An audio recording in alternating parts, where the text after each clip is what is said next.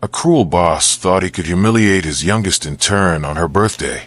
He poured dirty coffee onto the floor and forced her to clean it up on her hands and knees. He thought she was nobody.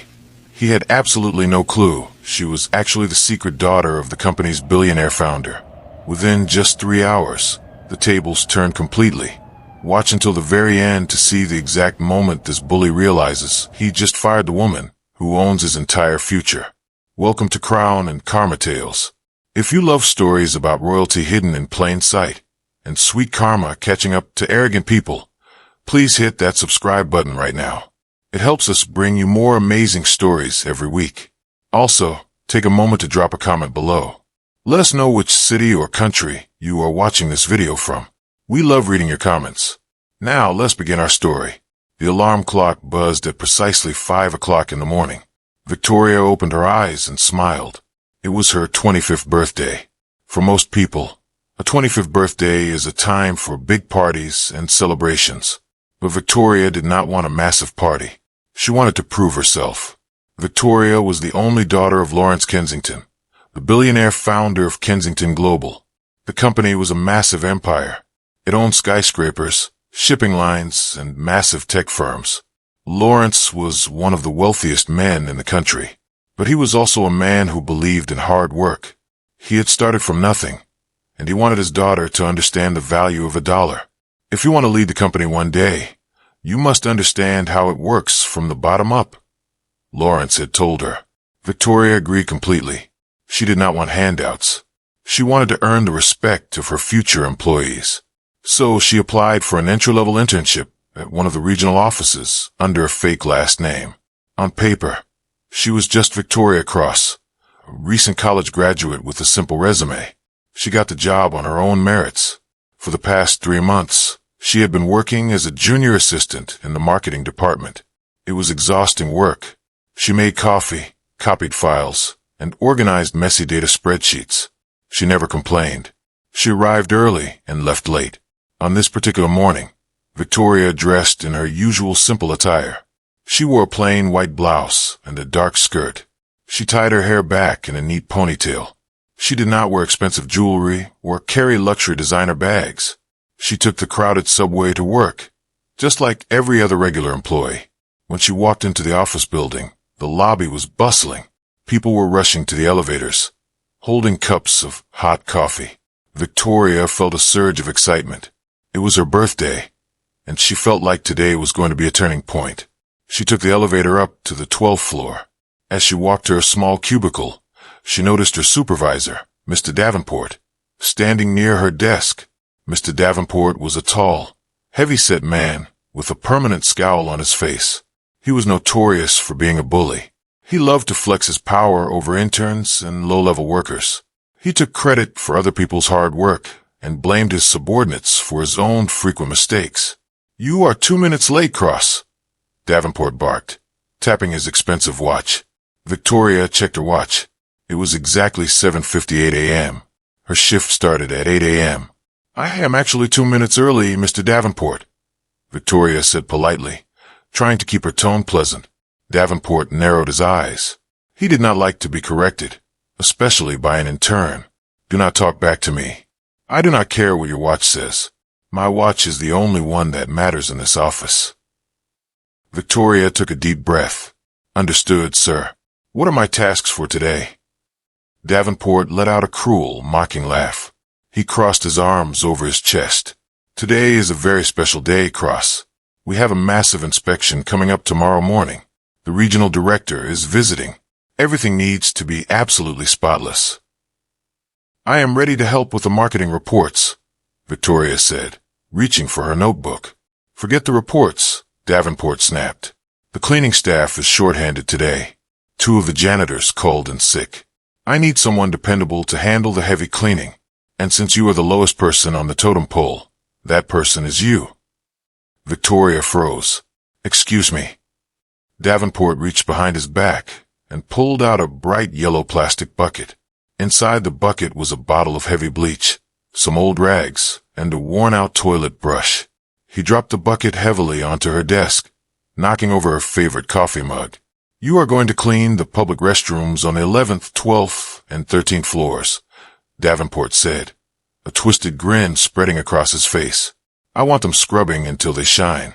Start with the men's room on this floor. It is in terrible shape. Victoria looked at the bucket, then looked up at Davenport. Mr. Davenport, I am a marketing intern. My contract states that I am here to learn about advertising campaigns and client relations.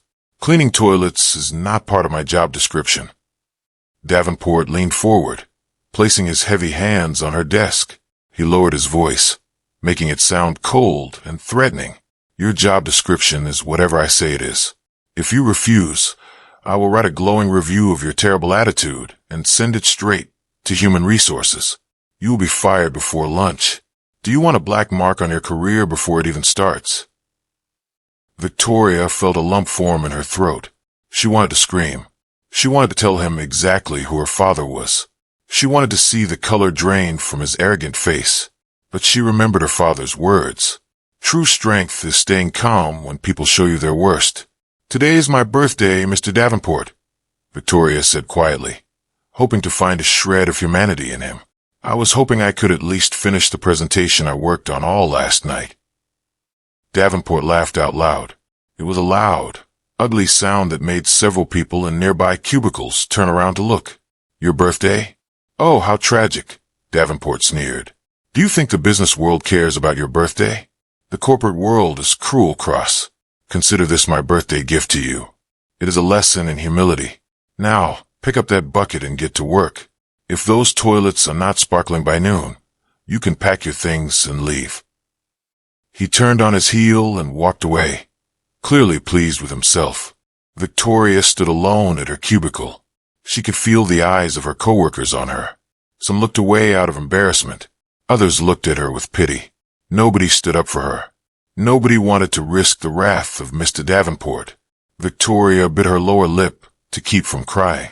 She reached down and gripped the handle of the yellow plastic bucket. She felt the cold plastic against her fingers. She stood up straight, lifted the bucket, and walked toward the restrooms.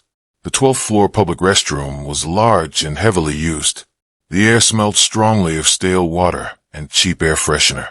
Victoria stood in the center of the tiled floor, looking at her reflection in the large mirror. She looked pale, but her eyes were fierce.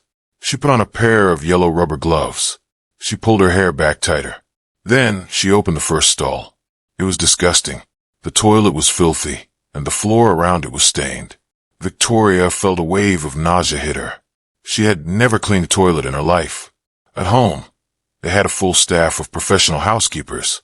She had lived a life of absolute luxury, surrounded by marble floors and crystal chandeliers.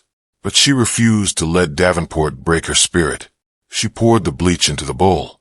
The fumes were strong and made her eyes water. She knelt down on the hard tile floor and began to scrub. Scrubs. Scrub. Scrub.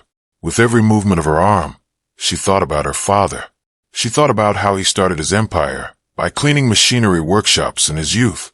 He never complained. He just worked harder than everyone else. An hour passed, then 2 hours. Victoria moved from the 12th floor down to the 11th floor. Her back was aching terribly. Her knees were sore from kneeling on the cold floors. Her white blouse was stained with dirty water and bleach spots. Her hands felt raw inside the rubber gloves. While she was scrubbing the sink in the 11th floor restroom, 2 female employees from the accounting department walked in. They were laughing and talking about their weekend plans. When they saw Victoria, they stopped talking. Victoria recognized them. They often sat near her in the cafeteria. Oh, look. One of them whispered loudly. It is the new marketing intern. I guess her marketing skills were not very good. The other woman giggled. Davenport really knows how to put people in their place. I heard she went to fancy college.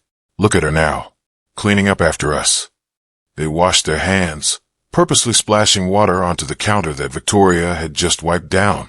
They threw their paper towels on the floor right next to the trash can, smiling maliciously at her before walking out. Victoria closed her eyes. The disrespect hurt more than the physical labor. She realized how cruel people could be when they thought someone was below them. They treated her like she was invisible, like she was not even human. By 11:30, Victoria was back on the 12th floor, finishing up the final restroom.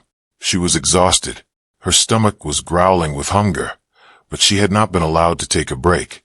Suddenly, the door to the restroom swung open. Davenport walked in. He looked pristine in his iron suit, smelling of expensive cologne. He looked around the room with a critical eye. "Well, well, well," Davenport said, walking over to the stalls. He inspected the sinks, wiping his finger along the chrome faucet. He checked for dust.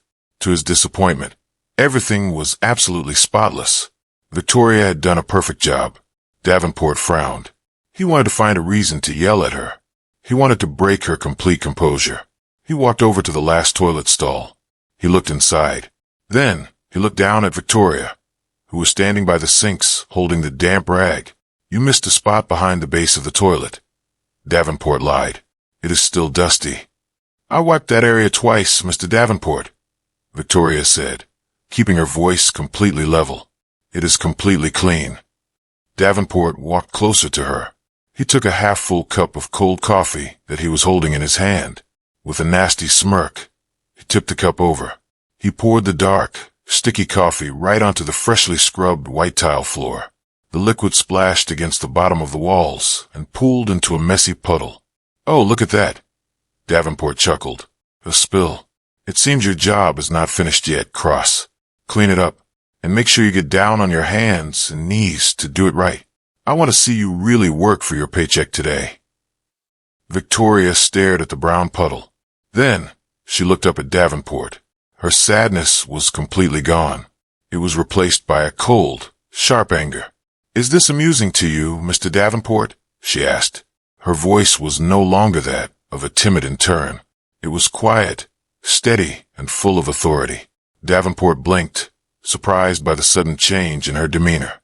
But his arrogance quickly returned. "Watch your tone, girl. You are an intern. You are nothing in this company. I can crush you with a single phone call. Now clean up my mess." "No," Victoria said simply. She pulled off the yellow rubber gloves and threw them into the plastic bucket. Davenport gasped in anger. "What did you say to me?" "I said no," Victoria repeated, looking him dead in the eyes. "I have done everything you asked today without complaint. But this is not about work. This is about your own insecurity and cruelty. I am finished cleaning. You are fired." Davenport screamed, his face turning a bright, angry red. "Pack your miserable things and get out of my office right now. You will never work in this industry again. I will make sure of it." "We will see about that," Victoria said calmly. She walked past him, her head held high. She did not look like a defeated cleaning girl. She walked with the grace and confidence of a queen. Victoria walked back to her cubicle. She picked up a cheap handbag. She did not bother gathering her notes. She walked straight to the executive elevators at the back of the floor. These elevators required a special key card to access the top floors, where the senior executives worked. She pulled a hidden pocket transit case from her bag. Inside was a sleek, black titanium key card. It had no name printed on it, only a gold emblem of the Kensington Global Corporation. She swiped the card. The elevator doors opened instantly. She stepped inside and pressed the button for the 50th floor, the penthouse suite of the building. As the elevator shot upward, Victoria looked at her reflection in the polished steel doors. Her clothes were stained. She smelled like bleach. Her hair was messy, but she smiled. The game was over. When the elevator doors opened on the 50th floor, the environment was completely different. The floors were covered in thick, plush carpets. The walls were adorned with expensive original oil paintings. The air was quiet and smelled of old money and success. The secretary at the front desk, an elegant older woman named Martha, looked up. When she saw Victoria's disheveled appearance, her eyes widened in shock. "Oh goodness, Miss Kensington," Martha exclaimed, rising quickly from her desk. "What on earth happened to you? Are you all right?" "I am perfectly fine, Martha," Victoria said with a warm smile. "Is my father in his office?" "Yes. He is having a briefing with the regional vice presidents, but he told me to let you in the moment you arrived for your birthday lunch." "Perfect," Victoria said. Please call down to the 12th floor. Tell the marketing manager, Mr. Davenport, that he is required in the main boardroom immediately for an emergency audit. Do not tell him why." "Right away, Miss Kensington," Martha said, picking up the phone with a serious expression. Victoria walked toward the large double mahogany doors at the end of the hall. She pushed them open. Inside the massive boardroom, a dozen men and women in expensive designer suits were seated around a long glass table. At the head of the table sat Lawrence Kensington. He was a man in his late 50s, with sharp gray eyes and a commanding presence. When Victoria walked in, the room went dead silent. The executive stared at her stained clothes, her wet shoes, and the faint smell of bleach that followed her. Lawrence Kensington stood up slowly. His eyes scanned his daughter from head to toe. A deep, dangerous anger flickered in his eyes, but his voice remained incredibly calm. "Victoria," Lawrence said, "why are you covered in cleaning chemicals on your birthday?" Victoria walked over to her father and gave him a gentle hug. "Dad, I took your advice. I started from the very bottom. Today, I learned exactly how our middle management treats the people at the lowest level." She turned to the room of executives. "Gentlemen, please remain seated. We are about to have a very interesting meeting." Down on the 12th floor, Mr. Davenport was sitting in his leather chair, enjoying a hot cup of fresh coffee. He was feeling incredibly proud of himself. He had successfully broken the spirit of that arrogant intern. He loved showing his power. Suddenly, his desk phone rang. He picked it up. "Davenport speaking," he said pompously. "Mr. Davenport." Martha's voice came through the speaker, cold and professional. "The chairman requires your presence in the main executive boardroom on the 50th floor immediately. Drop whatever you are doing and come up now." The phone went dead. Davenport froze. The chairman? Lawrence Kensington himself wanted to see him? A wave of panic, mixed with intense excitement, washed over him. He thought to himself, "This must be about the marketing proposal I submitted last week. The chairman must have noticed my brilliant ideas. This is my big promotion." He quickly stood up, smoothed down his jacket, adjusted his tie, and checked his hair in a small mirror. He grabbed his leather portfolio folder to look extra professional. He walked out of his office with a massive smile on his face. As he walked past the cubicles, he saw Victoria's empty desk. He chuckled to himself. Good riddance to bad rubbish, he thought. He took the executive elevator up to the 50th floor. When he stepped out, his breath was caught in his throat. He had never been to the top floor before. It was beautiful. He walked down the long hallway toward the boardroom doors. He knocked gently, cleared his throat, and pushed the doors open. "Good afternoon, Chairman Lawrence, executives," Davenport said, bowing his head slightly as he entered. "I am Mr. Davenport for marketing. You called for me." He stepped further into the room, and then his heart stopped dead. Sitting at the long glass table, right next to Lawrence Kensington, was Victoria. She was still wearing her stained clothes, but she was holding a crystal glass of sparkling water. She was looking at him with a calm, amused expression. Davenport rubbed his eyes. He thought he was hallucinating. "Cross, what are you doing here? How dare you sneak up to the executive floor? I told you that you were fired. Security, remove this woman." Nobody moved. Nobody said a word. The room was freezing cold. Davenport looked around the table. The regional vice presidents were staring at him with expressions of absolute disgust and pity. Lawrence Kensington leaned forward, placing his hands flat on the glass table. The sheer power radiating from the older man made Davenport's knees tremble. "Mr. Davenport," Lawrence said, his voice dropping to a dangerous whisper, "you are referring to my daughter, Victoria Kensington. She is the sole heiress to this entire corporation." The words hit Davenport like a physical blow. He felt the air completely leave his lungs. His face went from pale to completely white. His leather portfolio slipped from his numb fingers and hit the carpet with a dull thud. "Daughter," Davenport stammered, his voice cracking high. "Heiress? No, there must be a mistake. Her name is Victoria Cross. She is just a regular intern. She cleans. She used a fake name because I asked her to." Lawrence interrupted, standing up slowly. He towered over the room. She wanted to learn the business honestly. She wanted to see how our managers operate when they think nobody important is watching. Lawrence walked around the table, stopping just inches away from Davenport. Davenport could smell the expensive cigars and success radiating from the billionaire. He felt like he was about to faint. "And do you know what she found, Mr. Davenport?" Lawrence asked. "She found a bully. She found a man who uses his minor authority to torment young graduates. She found a man who forces marketing interns to clean public restrooms on their birthdays because of his own massive ego." "Sir, I did not know." Davenport cried out, his hands shaking uncontrollably. He dropped to his knees, completely losing all his previous arrogance. "I swear I did not know she was your daughter. If I had known, I would have treated her like royalty. I would have given her her own office." Victoria spoke up, her voice clear and sharp. "And that is exactly the problem, Mr. Davenport.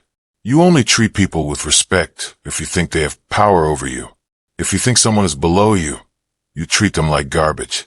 You poured coffee on the floor today just to force me to crawl on my knees. Is that how a leader behaves?"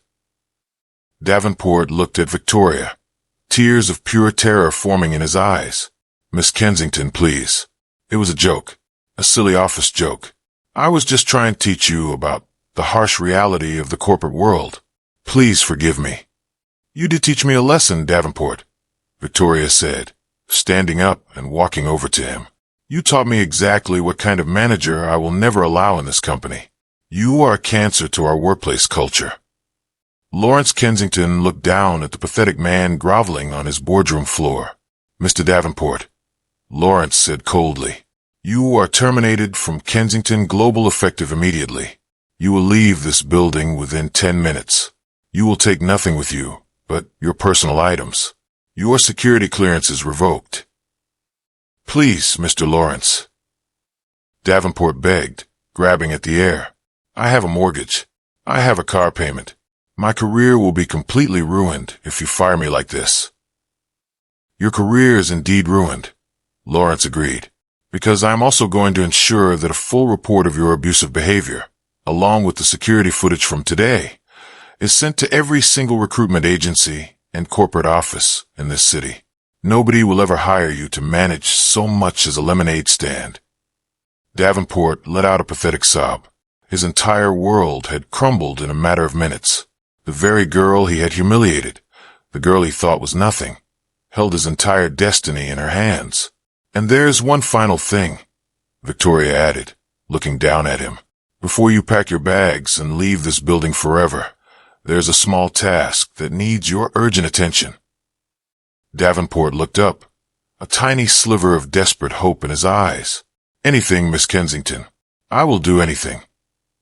Victoria smiled. It was a beautiful, triumphant smile. She walked over to the corner of the room and picked up the yellow plastic bucket. She placed it right in front of him on the carpet. Inside was the same heavy bleach, the same old rags, and the same worn-out toilet brush. The 12th floor men's restroom has a nasty brown coffee stain right in the center of the tile floor, Victoria said softly. "It was made by an incredibly irresponsible person. I want you to go down there, get on your hands and knees, and scrub that floor until it sparkles. If it is not perfectly clean by the time security escorts you out, I will have our legal team review your past expense reports for potential fraud." Davenport stared at the yellow bucket. The irony was suffocating. He had handed her this exact bucket hours ago to humiliate her. Now, it was his own badge of total defeat. "Well," Lawrence barked, "you heard my daughter. Pick up your bucket and get to work." With shaking hands, Davenport reached out and grabbed the cold plastic handle of the yellow bucket. He stood up slowly, his head bowed in complete shame. He did not say another word. He turned around and walked out of the boardroom, dragging his feet, holding the cleaning tools. The door closed behind him. The executives in the boardroom began to clap. At first, it was a few soft claps, but quickly it turned into a massive round of applause. They were cheering for Victoria. They were cheering for her strength, her humility, and her brilliant victory. Lawrence placed a proud hand on his daughter's shoulder. "Happy birthday, Victoria," You handled that like a true leader. I think you are more than ready to join the executive team." "Thank you, Dad," Victoria said, wiping a small speck of bleach dust from her sleeve. "But first, I think I need to go home and change my clothes. After all, I have a birthday dinner to enjoy." Victoria went on to become one of the most respected and beloved executives in the history of Kensington Global. She implemented strict policies against workplace bullying. She created massive mentorship programs for interns and entry-level workers. She made sure that every single employee, from the head executives to the night janitors, was treated with absolute dignity and respect. As for Mr. Davenport, he spent his afternoons scrubbing coffee off the 12th floor bathroom tiles, while his former subordinates watched and laughed through the open door. He left the building in tears, completely ruined. He learned the hard way that you should always be kind to people, because you never know who they truly are. Thank you so much for watching this story until the very end. It teaches us a powerful lesson about humility, respect, and why we should never judge someone by their current position. If you enjoyed this video, please make sure to give it a big thumbs up. Share it with your friends and family to spread this beautiful message. Do not forget to subscribe to our channel if you have not already. Turn on the notification bell so you never miss another thrilling story. Have an absolutely blessed day, and we will see you in the next video.